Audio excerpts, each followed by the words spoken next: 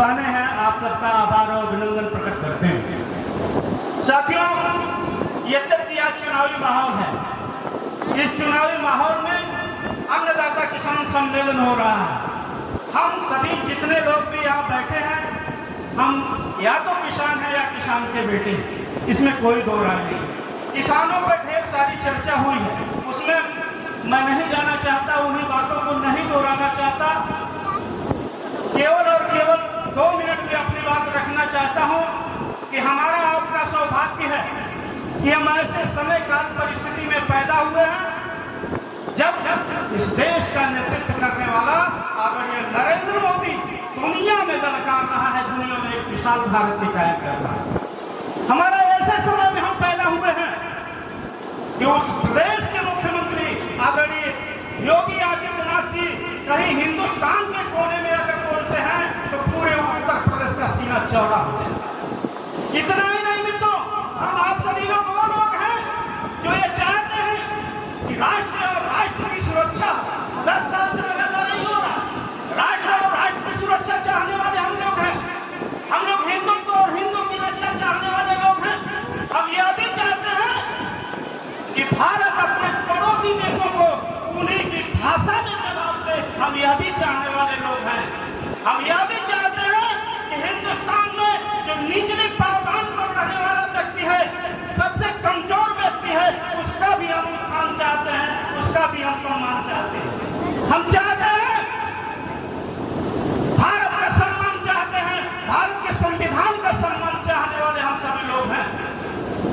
अगर हम चाहते हैं कि 10 साल के बाद अगले 5 वर्ष भी हमारे सम्मान को यथावत बनाए रखा जाए और स्थितियों को कायम रखा जाए, तो तीसरी बार आदरणीय नरेंद्र मोदी जी को हमें प्रधानमंत्री बनाना ही होगा। इसमें कोई दो नहीं, इसमें सोचने का कोई विषय नहीं है। मैं यहाँ हमारे समाज के लोग भी बैठे होंगे, 2 शब्द में उनसे भी कह देना चाहूंगा 2 मिनट में। संचालक महोदय, समय ज्यादा नहीं होगा। दलित बस्तियों में इस समय हमारे विरोधी दल के लोग वातावरण बना रहे हैं और कह रहे हैं, नारा दे रहे हैं संविधान बचाओ। संविधान बचाओ के नाम पर दलित समाज को भरमाने का काम कर रहे हैं, दलित समाज को भुलवाने का काम कर रहे हैं। आप सभी प्रमुख जन यहाँ बैठे हैं। मैं आपको बताना चाहता हूँ, जब देश के यशस्वी प्रधानमंत्री आदरणीय नरेंद्र भाई मोदी ने धारा 370 खत्म किया तो एक उद्देश्य दिया उन्होंने। जवाहरलाल नेहरू जब इस देश के प्रधानमंत्री थे तो धारा 370 को कश्मीर में बहाल किया था। हिंदुस्तान का शेष भाग वहाँ अपनी जमीन नहीं खरीद सकता था, वहाँ का नागरिक नहीं हो सकता था, वहाँ का राजनीतिक नहीं हो सकता था, वहाँ का शासक अलग था, वहाँ का संविधान अलग था, वहाँ का निशान अलग था।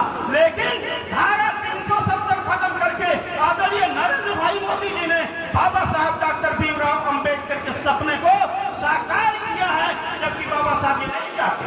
तो भारत के संविधान का दायरा बढ़ाया है आदरणीय नरेंद्र मोदी ने। इसलिए है मेरे लोगों, कहीं भी मुखाफत में मत पड़ो।